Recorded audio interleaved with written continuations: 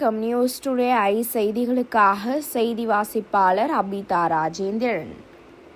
முன்னாள் மாணவர் சிறப்பு 2025 மகிழ் விழா. ஜஸ்டிஸ் பஷீர் அகமது சையத் மகளிர் கல்லூரியில் முன்னாள் மாணவியர் ஒன்றுகூடல் 20/9/2025 சனிக்கிழமை அன்று கல்லூரி வளாகத்தில் நடத்தப்பட்டது.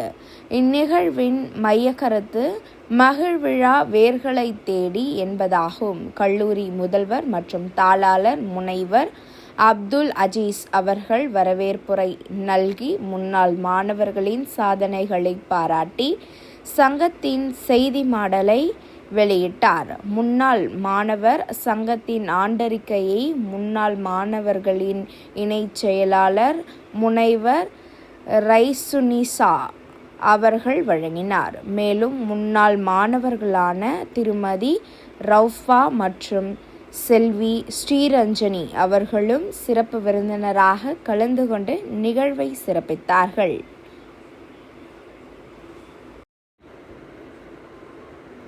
இந்நிகழ்வில் 500க்கும் மேற்பட்ட முன்னாள் மாணவர்கள் கலந்து கொண்டனர். மகிழ் விழாவில் விளையாட்டு அரங்கம், பண்பாட்டு அரங்கம், புகைப்பட அரங்கம், வணிக அரங்கம் அமைந்திருந்தது. மாணவியர் அனைவரும் மிக்க மகிழ்ச்சியுடனும் உற்சாகத்துடனும் கலந்து கொண்டு தங்கள் இனிமையான நினைவுகளையும் அனுபவங்களையும் பகிர்ந்து கொண்டனர். இவ்விழா சிறப்புடன் நிறைவுற்றது. கல்லூரி முதல்வர் மற்றும் தாளாளர் முனைவர் அப்துல் அஜீஸ் அவர்கள், சிறப்பு விருந்தினர் திருமதி ரவுஃபா மற்றும் செல்வி ஸ்ரீரஞ்சனி அவர்களின் முன்னிலையில் முன்னாள் மாணவர் சங்கத்தின் செய்தி மடலை வெளியிட்டார். And now as a leader who nurtures new generations with the same values and vision. With great honor and pride, I now invite our Madam Principal and Correspondent.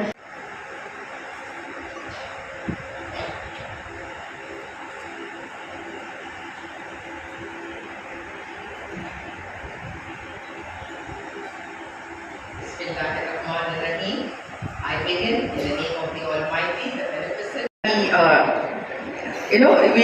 Something person has gone out from the portals of this institution to make a mark for herself. I welcome you, ma'am, very much. Welcome to this alumni reunion. And also I'm delighted to welcome Ms. Sri Ranjini, Alumna, Department of Commerce, afternoon session 1997 batch. She is an accomplished and versatile creative force in the Indian film and television industry. A film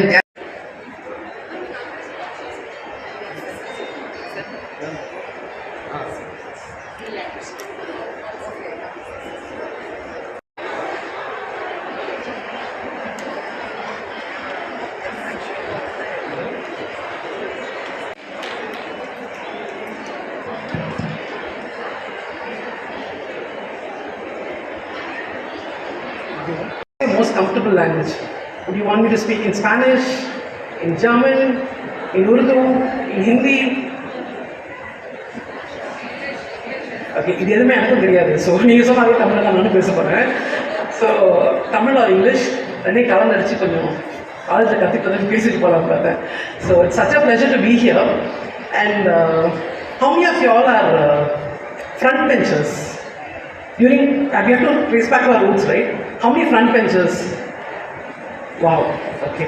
How many back benches? Okay, so how many middle benches? Okay. Coincidentally, I've been in the back bench, I've been in the front bench, and I've been in the middle bench also. Started my life as a back bencher in school. Came to the middle bench thinking, okay, fine. பரவாயில்ல, கொஞ்சம் லைட்டாக பேக்கில் தான் பிடிக்கிறாங்க, so ஃப்ரண்ட்டில் நடுவில் வந்துடலான்னு வச்சு நடுவில் வந்தேன். அப்புறம் காலேஜில் பார்த்தா நடுவில் பிடிக்க ஆரம்பிச்சேன். ஸோ ஸ்ட்ரைட்டாக ஃப்ரண்ட்டுக்கு வந்து டீச்சருக்கு நேரம் உட்கார ஆரம்பிச்சிட்டேன். ஸோ அந்த மாதிரி back bencher became a front bencher in this college. So very, very happy to say that I was one timid teenager who entered college as a very nervous person who was scared to talk to anybody. ரெண்டு பேர் உட்கார்ந்து கூட பேசணும்னா what if I stammer, what if I how will I handle this நினச்ச ஒரு person. இன்னைக்கு வந்து probably to address a gathering like this where most of you are more deserved than me to stand here. So அதுக்கே வந்து sorry for that first and foremost. I'm sure many of you should be standing here and we should be sitting there. It's just an accident that I'm in media, so I'm a little better known. I'm sure you guys deserve this place more than me, and you'll be here very soon. So I'm very, very happy to be addressing you all. To be frank, I have addressed colleges, but I've addressed only students. So அவங்களுக்கு ஈஸியாக சமாளிச்சுட்டு போயிடலாம், சின்ன பசங்க வேணாலும் பேசிக்கலாம். To address you all it feels a little more responsible as to என்ன பேச போகிறோம் என்ன பண்ண போகிறோம் அப்படின்றது வச்சு தாட் போயிட்டு. So I have to say this college made me who I am, and this is from the heart, because அப்போ இருந்து இப்போ வரைக்கும் இது மட்டும் கான்ஸ்டன்டாக. So okay, so I have to say during school I have not even been a class captain. Okay, somebody who's not even been a class captain to become the president of the student council here was a large journey for me, and I went out as a best outgoing student.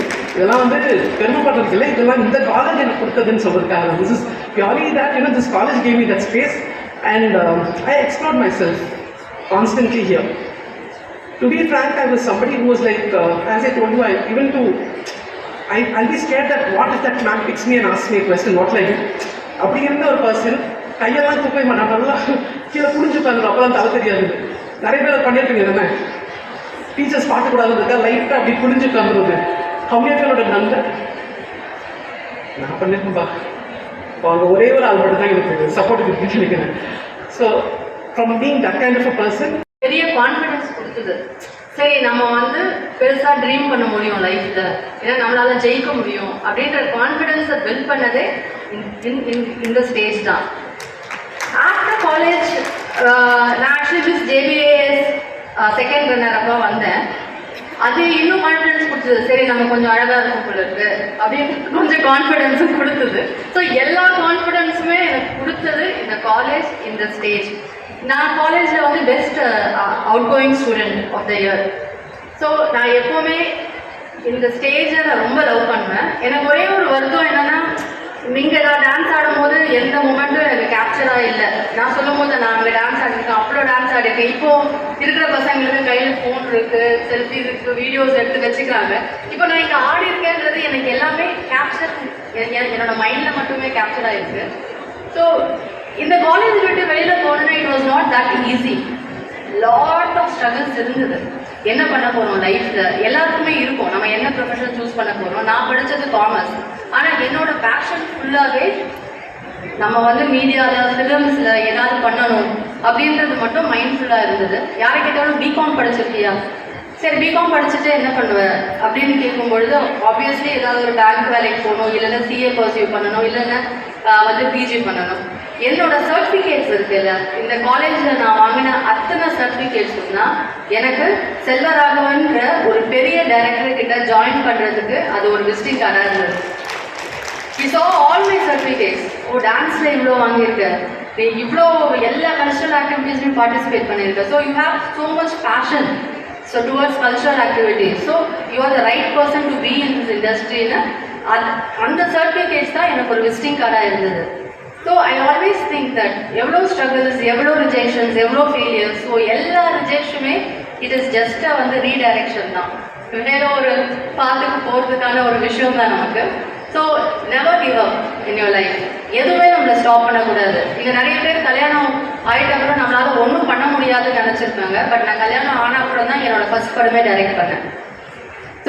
So marriage எப்போவுமே எந்த விதத்துக்கும் நமக்கு ஸ்டாப்பாக இருக்காது. நம்மளுடைய dreams எந்த வயசானாலும் நம்மளால் அதை achieve பண்ணணுன்ற பேஷன் இருந்ததுன்னா கண்டிப்பாக நம்மளால் பண்ண முடியும். ஸோ நான் என்ன சொல்கிறதுன்னா, திஸ் காலேஜ் எனக்கு வெறும் ஒரு நல்ல வந்து எஜுகேஷனை மட்டும் கொடுக்கல, என்னோட ட்ரீம், என்னோட பேஷன் எல்லாத்தையும் ஃபேஸ் பண்ணுற கான்ஃபிடென்ஸ் எல்லாத்தையுமே கொடுத்தது. I am always grateful to JBS college. Thanks a lot. Thank you.